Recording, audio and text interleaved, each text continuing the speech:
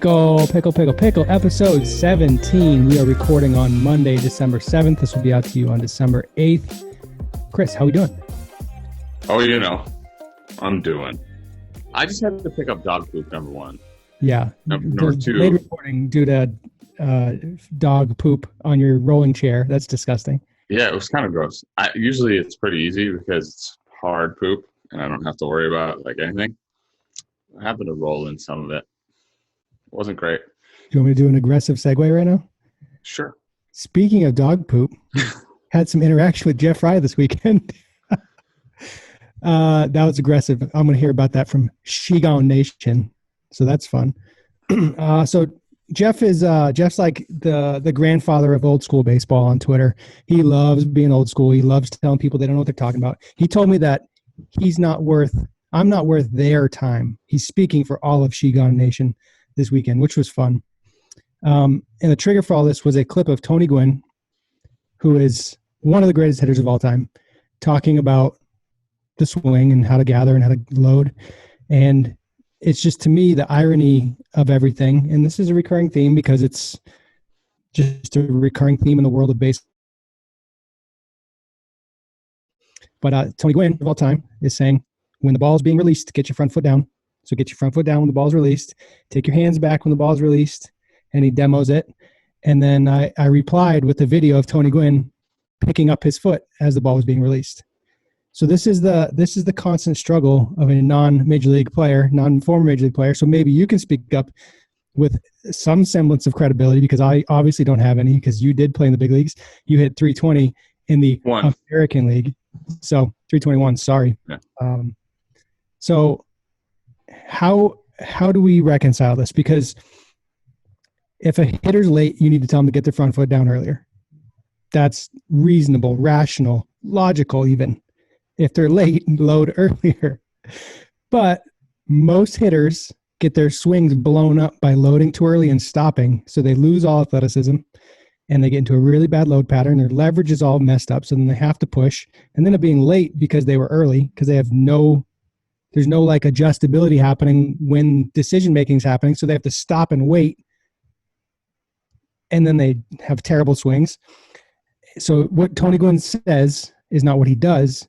But if I say something about that, I get hitting Twitter crucified because I'm a nobody. So, all right, I was contemplating letting you do the show all by yourself today. I was going to call in sick. I was going to say, hey, just go, man. But the funny thing about this whole situation is, number one, Jeff Fry follows me on Twitter, and if I write anything, he kind of thinks it's in favor of the old school guy, because there was a thread we were all in, and I wrote something. He was like, yeah. And then I played golf with Jeff one time. Seemed like a nice guy, reasonable, rational.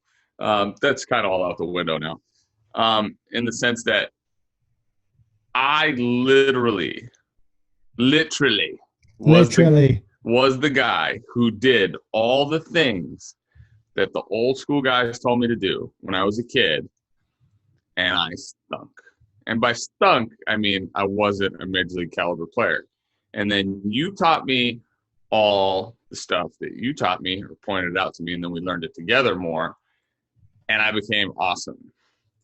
So, ipso facto, lots of value in the things that you said. The issue, and I think Jeff is becoming part of the problem that he's trying to suppress or subdue, right? He's becoming part of the problem by taking an incredibly combative stance from the opposing side. And maybe he's doing it with blinders on, though. Yeah, maybe he's trying to sell t-shirts. Yeah. Maybe he really thinks he's right. There's a lot of irony. Yeah. This dude is in Facebook groups promoting his t-shirt sales, and then he rails on people for doing lessons with kids that are actually genuinely trying to help kids. So I know a lot of people that are like this. They're like, oh, internet hitting guys. Well, what other medium should you use to spread your message in today's society, right? And this is the biggest problem, is that everybody, the pots are calling the kettles black all the time. It's happening over and over and over again. I hate hypocrisy, man. Nobody should feel bad for trying to make money, because that's the world we live in. Like, you need money to buy like oats and water and, horseshoes and things of that nature. So don't feel bad for making money. Feel bad if you genuinely don't care about what you're doing. And I'm not even saying you have to be perfect in your teaching. Be okay with making mistakes, but be passionate and be committed to the instruction, to the kids, to the players that you're passing messages along to. Because I promise you, no matter what your message is, whether you're telling somebody to get their foot down early or you're telling them to get their foot down next Tuesday, there's going to be some people that you help and some people that you won't help, or you'll have less success with, right? So again, anybody that's taking the side of like, well, we have to coach this way or we have to coach this way is a jackass. Like, you are a jackass. But you don't understand that all human beings are different and think differently. So yes, I theoretically, if so facto, through the relative equationary systems of the interconnective chain, I just called Jeff Fry a jackass on air. And the funny thing is, like, I'm willing to call myself a jackass too. Exactly. Exactly what you just said is like, there's no one right way. And when you fail to dig into any like smidge of a layer of depth, you can't even have a conversation. Because like you said, he's taking the anti-launch angle swing, there's some weird drills out there and he's calling those people out, but he buckets anybody that doesn't agree with him as bad and terrible for the game and not worth people's time. Like, for years, I've said the number one thing I try to do is educate hitters. That's like all I'm trying to do is like, let's have a conversation. Let's talk about the swing. Let's open your mind to different ways of doing things, especially if you're not performing the way that you want to perform. Like, I don't hear from people that are smashing.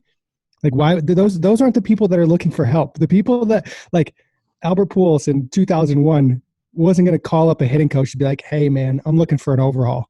Yeah. Doesn't need it. The guys that are looking for help for a reason.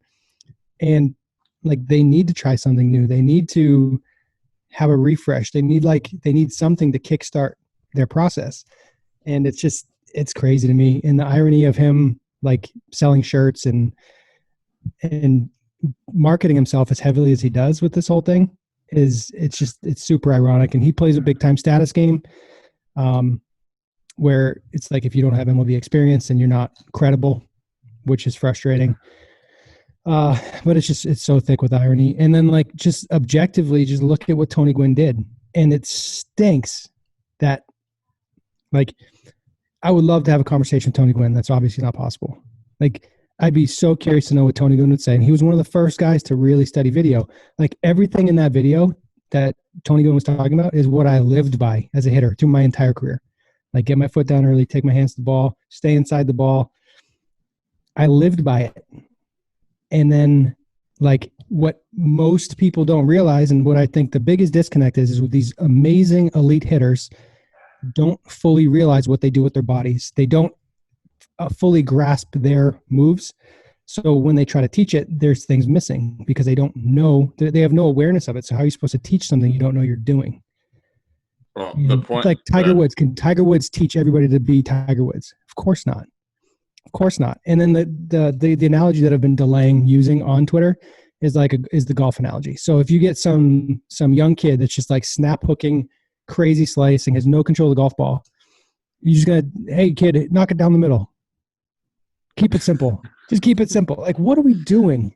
Like, to become proficient at something, you have to get into layers. You have to become knowledgeable. Yeah, but so the problem is that we don't even have to get past the first layer, right? To acknowledge somebody's incompetence or lack thereof, or lack of, I guess, care of what's actually happening, and the possible realization that their rhetoric may actually have an impact in literal terms, right? Release point, foot in the air, right? Release point, foot still in the air, like proof, video proof, and then denial, right? Or no response. And it's so easy to not respond on Twitter and on social media, but how is there any denial of that? Like, how can anybody look at that and go, my argument is still, in play? or whatever you want to call it. So that's the part where any rational human being that's looking at that with a reasonable set of eyes and a brain is going, well, that makes sense. You ready for some really thick irony? Yeah. This? They rail against people for feel versus real, but Tony Gwynn, obviously he's just talking about the feel. Yeah. You don't actually put your foot down on when the ball's released. So they use feel versus real in an argument against you when it's convenient, but then they talk about feel versus real. And it's just, they've made up their minds. And I typically avoid those types of conversations. It's not worth it. But if there's blatant stuff, if it's so blatant, and I know people are there. I know there's people watching and paying attention, and it's a forum. It's a medium where a lot of eyeballs exist. So like drawing attention to things that you believe in is part of, like, if you're trying to get a message out, what are you going to do? You're going to write a book, you're going to produce a video, you're going to maybe make a DVD and sell it. Like, how else are you going to get your message out to the mass audience if you believe in something? And that's part of why I think the best coaches, the people that can make the biggest impact on the game, need to figure out ways to get to scale. And that's through commerce, right? That's through Twitter, that's through Facebook, whatever, social media. And the unfortunate part is that in the meantime of that, like, now you have to decipher what message to read. You have to decipher who matters and who doesn't. You have to decipher who's the best person to listen to and the worst. And I get super – remember when we were kids, like when we were growing up, people used to tell you all the time, if you don't have anything good to say about somebody, just don't say it, right? And I feel like it's the opposite now. Everybody just wants to say bad crap about other people. And it's messed up, right? Because anybody who pays attention to you, and first of all, in order to evaluate you as a baseball person or a swing guy, like, they'd have to get in a cage with you. So how can I possibly pretend to know anything about who you are, what you stand for, or at a minimum, like, read your book or watch your stuff or really listen and pay attention? Like, I'd have to go deep dive into your information, right? I don't mean you necessarily have to get in a cage with you, but, you know, by and large, you can gain understanding of what somebody represents when you listen to them talk. And, you know, through time, I've listened to a lot of different hitting guys talk. You and I have never had the same conversation about anything. Like, we're just always shifting, changing the way we talk to other people, the way we talk to player A versus player B. And the lack of feel and discussion about that in and of itself is bewildering to me, because it's like, oh, we got to tell everybody to get their foot down early. Nobody can leg kick. You got to swing straight down because everybody's swinging up now. I had 4 hitters yesterday. 2 of them were, like, one of them swinging down hard, one of them swinging up hard. The other one's kind of somewhere in between, and the other one swings across. So all 4 of those players need different information. They need different extremes to work on. One of them wants to get their foot down super early. The other one gets their foot down super late. So, like, I have to mix up the way I talk to those guys, right? Like, I'm going to tell one to make an extreme in one direction, one to make an extreme in the other, to get them somewhere in between. So, and it's so simple to me, but I don't know. There are times when I think people are just doing it to be combative. And that's why when you say, is it worth my time? I really think the more attention we bring to it, and I feel like I'm at a point in my life where I just want to call people out on their crap. You know, like people try to do it to everybody I know and care about. So now I'm like, all right, you want to play that game? Like, because I won't lose. Let's put it that way. I won't stop. That's why. So, yeah, it's not a conversation that's going to go away, but there's times that it's just really frustrating, and it's. The thing when I get most frustrated is when people just refuse to take like 3 minutes of their life to look deeper. They dig their feet in. They're going to be who they are, and that's it. They're not going to even try. And I think the game's going to pass that type of person up. So like arguing with people on Twitter is not super productive in the world. But yeah, it can be entertaining though. It can be. And if I'm sitting on the toilet killing minutes, then I can, you can have those conversations and jump in, get in the fray a little bit. So I'm sure this is not the last time we're gonna. We could have done the whole show about this. Yeah, but we got other stuff to talk about. We prefaced last week this whole Major League Baseball thing that's happening. So I'm gonna I need to read some of the stuff because there's a lot of pieces to it. How much have you looked into this? Probably about 13%. I mean, I know about it. My interest level about it is it has like some teeth, but I hate everybody, so I don't care anymore. All right. So first thing they're doing is a wood bat MLB draft league. So there's going to be most likely 6 teams, 68 game season. I believe it starts in May, which I don't know how that works with the college seasons not being over, and at least in the North, the high school seasons aren't over yet.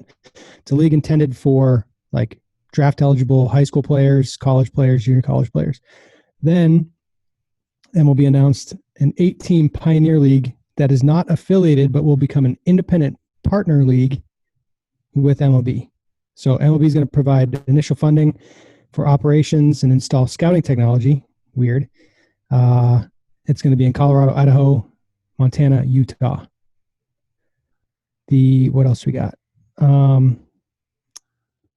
We can start with that for right now. And then there's like I saw like Staten Island Yankees are like suing somebody. I forget. Yeah, they're suing MLB and the Yankees. Yeah, so they've done a bunch of like upkeep of their facility and trying to make things and minor league standards, and they're just dropping it.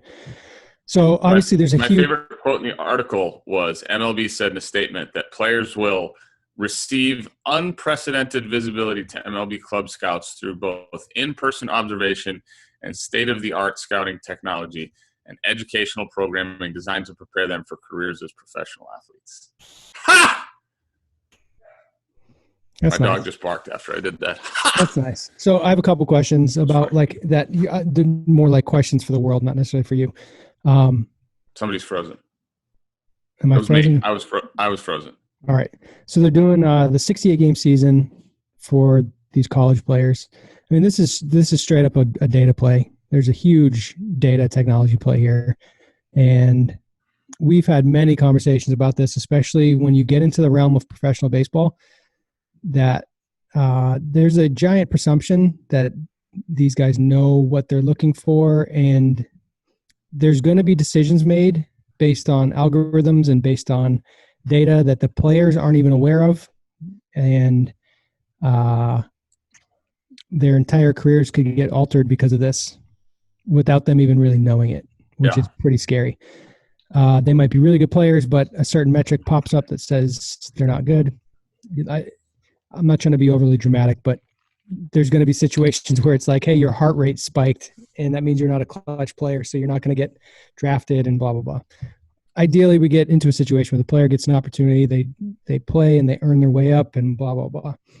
The independent league thing, so they're going to provide initial funding for the operating, and they're going to do all the technology stuff.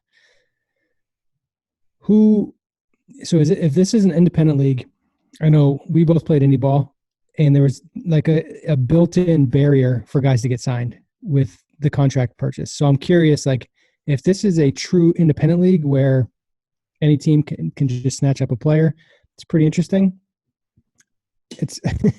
They've cut the number of minor league teams, so how are they going to do this league? And then they're going to have to release other guys to bring these guys up to get called up or signed. So this is just a straight data play where they don't have to pay the players. That's all I see. Ding, ding, ding, ding, ding. And in other news, Major League Baseball tries to pretend like they don't make money and they want to make more money. Like, it's crazy, man.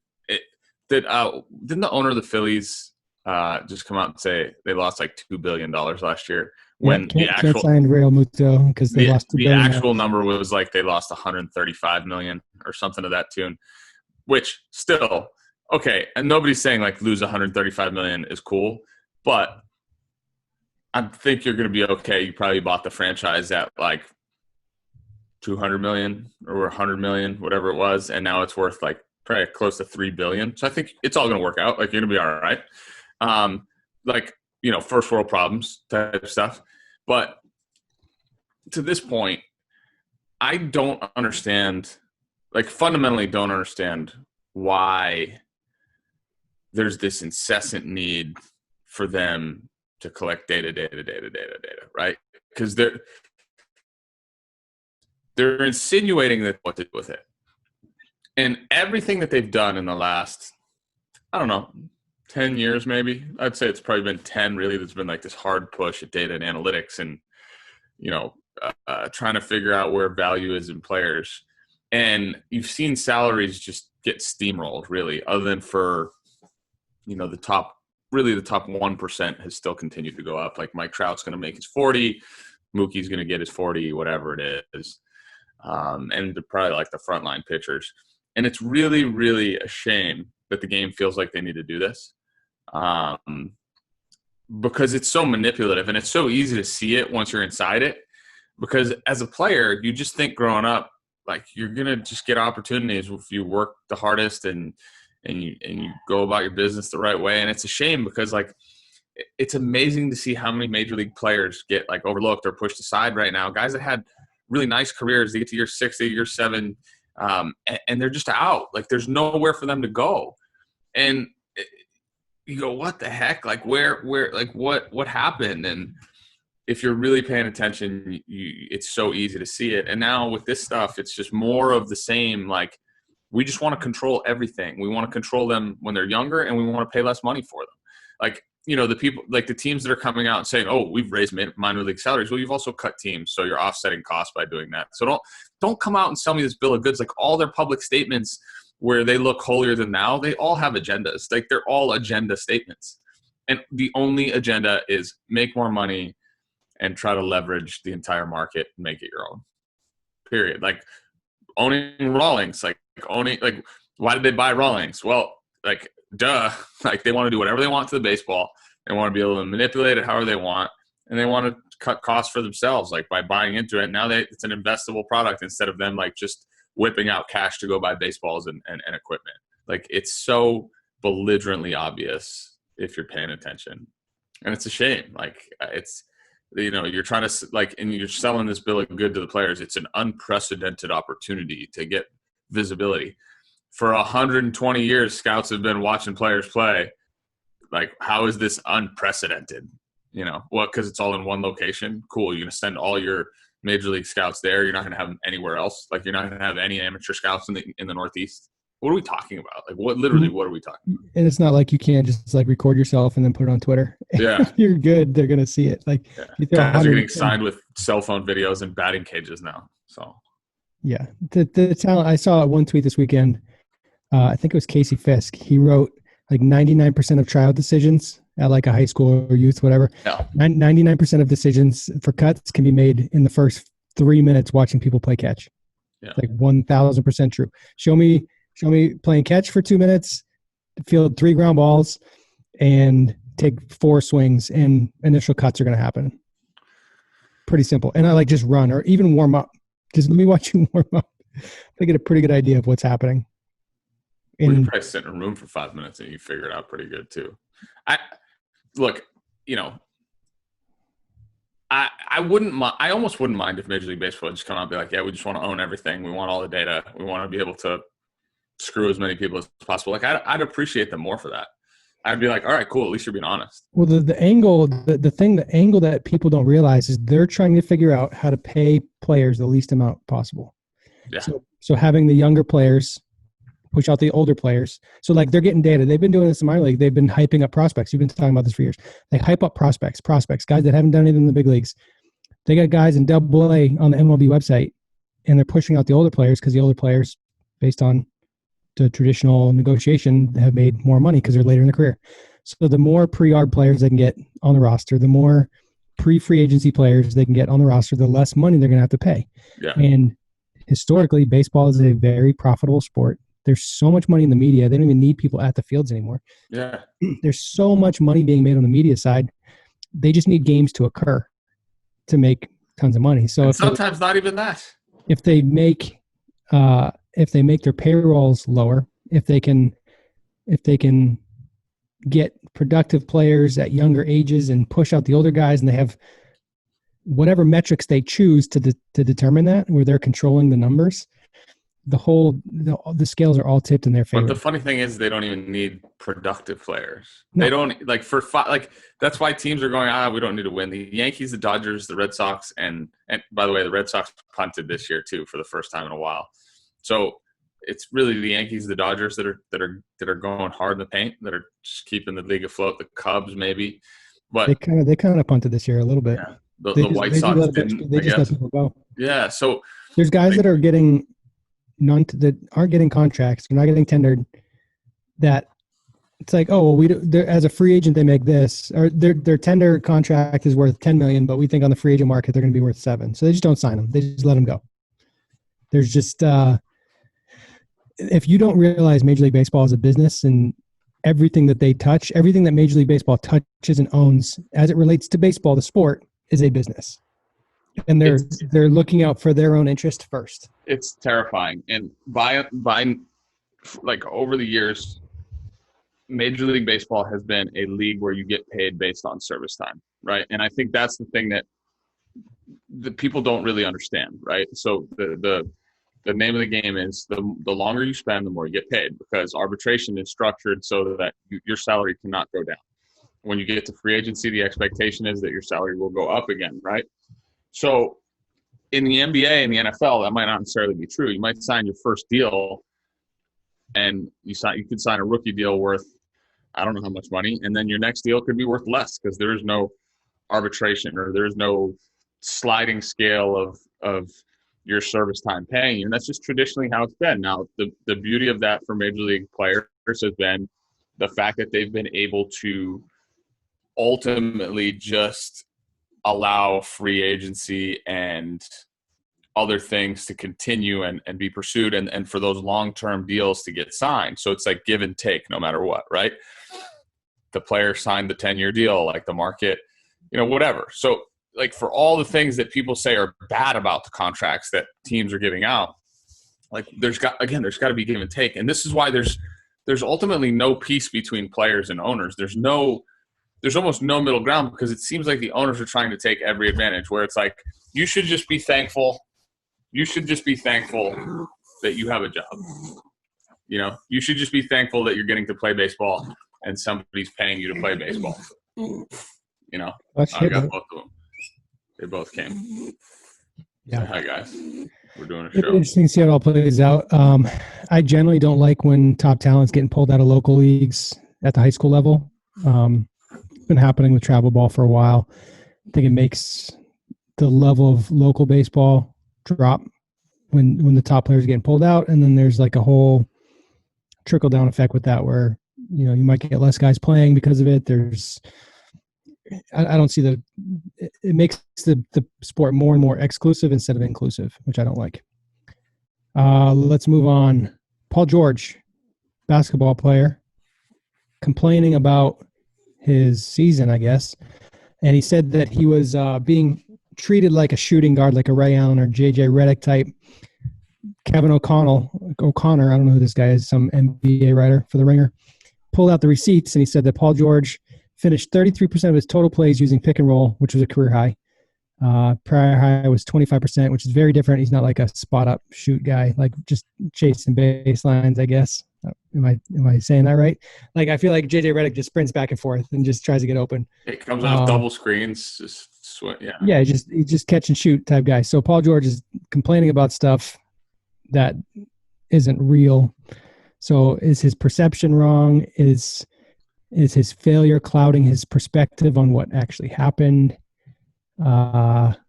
This is like in a situation where the metrics are kind of torching him.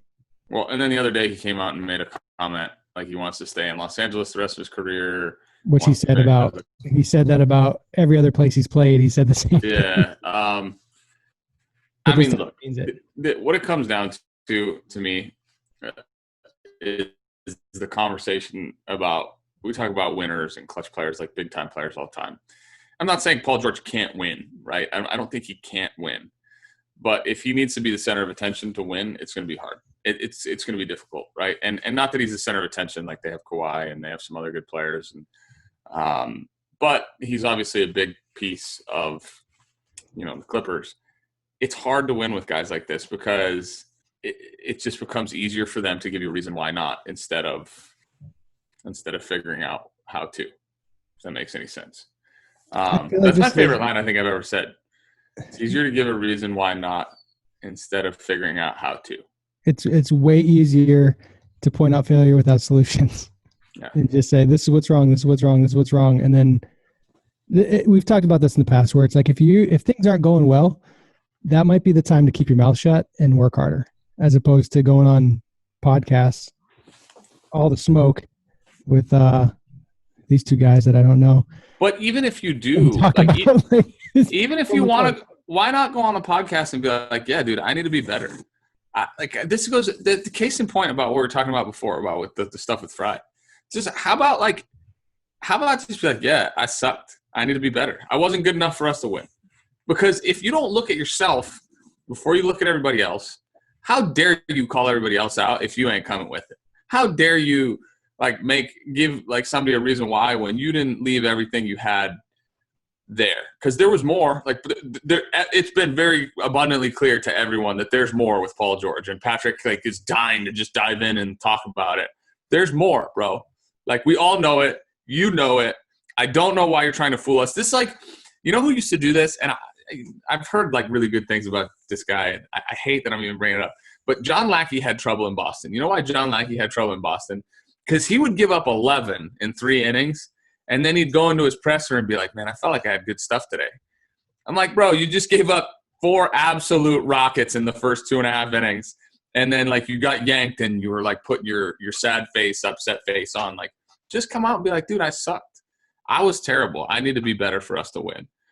You can't say you have good stuff and give up 11. You can't say, yeah, man, I really came with it, but I just don't think people use me the right way. Use yourself the right way, bruh. Let's go. Yeah, I'd be curious to know what kind of conversations happened in season if he was going to the coach saying, hey, I don't feel like I'm being used correctly. I feel like there's adjustments that can be made. We're not privy to those conversations or to any knowledge around that. If it was something discussed and hashed out internally first, then I feel better about it being talked about publicly. But I feel good about what you're saying with the whole thing. What's his ear stinks? Ready for some post-show? Yeah. One post-show question, and I'm probably not a great person to answer. I know your answer is so obvious. Best and worst walk-up songs you've ever heard. So your walk-up song story is pretty cool, actually. I hate to pump your tires a little bit with it, but the Return of the Mac. Yeah. How many did you ever not use that song, or did you use it? I didn't use it for one at bat for a girl. What? It's a true story. All right. So first of all, you get to pro ball and they ask you what your walk-up song is, right? And right away I'm thinking, and I'm kind of one of those people who tries to find the perfect everything, right? I have to have the perfect song, the perfect logo, the perfect whatever. And I'm thinking. I spent a whole day not knowing what to do. And I was like, it hit me. Return of the Mac, greatest one-hit wonder of all time. I'm 10 years – in 2005, this was 10 years removed from that song coming out, right? So I'm like, perfect. Start playing it. It's nasty. Hit 300, right? Hit 320 my first year in pro ball. The next year we're at spring training and we're picking out walkout songs. My teammate's I was like, oh man, what do I do? And he's like, dude, you hit 300, you keep the same song. And I'm like, yeah. If it ain't broke. And not to mention Return of the Mac's nasty. It's just, this is a good time to just throw it in there, Patrick. Oh, come on. I'm not trying to tell you. So, what a jam. Greatest one-hit wonder ever. So anyway, the funny part about it for me is, so the one time I didn't come out to it, I think you might have been there. Either you were concussed at the time or you were on the team, because it was 2006. And I played a song from The Fray. The Fray? Yeah, because there was a girl coming to the game. I never knew. I can't remember which one it was. Hey, The Fray, that album they had was good. Yeah, what's the other one? I think that was the only album I ever downloaded on iTunes. They were getting nasty, and then they just stopped being musicians. I don't know. I feel like Haven't heard much from them since 2006. Yeah, I never knew that everything was falling through. My walk-up song was All American Rejects Move Along. I didn't want to go rap. I felt like that was not a good move for me. Yeah. My college song, which we didn't have walk-up songs my entire career in college. And then my senior year, we were going to do it. We were like, our Coach Currier, finally, like we got to wear white spikes. We got to be like full Johnny College because he was an old school guy. And then thumb surgery blew up my thumb, so I never had a walkout song. But it would have been the Beat Nuts, No Escaping This. It would have been my song. Nice. Which I like. You know what? The irony, most people, I tell people this, I offer it up for sale. As I walk to the plate while Return of the Mac is playing, I sing Here Is Gone by the Goo Goo Dolls, which is incredibly weird. Like, how do you listen to Return of the Mac and sing Here Is Gone to yourself? It's weird how like having a song in your head, and this is like a whole other thing we could get into, but in terms of like distracting yourself in a good way. So it's like you got to distract yourself so you can focus. Singing a song in the batter's box is awesome. I have a three song thing. Return of the Mac plays, and I sing Here Is Gone while I'm walking up. And then after, like, as I take my last step into the box to get ready to hit, I start singing Mariah Carey, Don't Forget About Us. So weird. I know. I get it. I was about to say, you're a weird cat. Hey, whatever you got to do to rake, bro. Yeah, you figure it out. I mean, let's talk to Jeff Fry about that. I'd rather talk to him about that. That's crazy. Best walk-up song. I wish I'm just like a big cheesy pop music thing. So like, I'd probably go with like Selena Gomez or Justin Bieber. Yeah, Bieber. I'd lean in hard to it now. I wasn't confident. Like I couldn't do a rap song because I wasn't confident enough. I'm like this. I would probably go to Despacito right now. Love Despacito. The only other song I thought about coming out to was The Good Life by Kanye West, which was great. The good one. I remember I always liked when you made your MLB debut first full series in Detroit. Yeah. Miguel Cabrera had that Lamborghini Mercy song. Yeah. Like Lamborghini Mercy. You're so thirsty. But that song for him, a gutsy song to come out to, and this was this one I knew I was gonna like Tulo a lot. When he came up to bat to Aloe Black, the man. Oh, you gotta be a dude to come out of that. You can tell everybody. Go ahead and tell everybody. I'm like, we're in Colorado. I'm like, this guy's the cheese. He goes like, He went backside tater. He's hitting 358. I was like, oh my God, he might be the best player ever. But by the way, look at Clutch's eyes. He could fall asleep. He's like literally sitting up and he's like falling asleep. You got a really tough. He heard me talking about him. You got a really tough day coming up. Probably gonna get like the better part of 16 hours of sleep today. Right, Clutch? Watch. This will be effort. High five. It got there. Boy. See, that's an extra 20 minutes of nap time. Oh boy. All right. Any other post show? No, we're done. That is Pickle. That is our episode 17. That's a wrap. Pelotero out. Pickle out. What do you say? You always say something. Pickle out.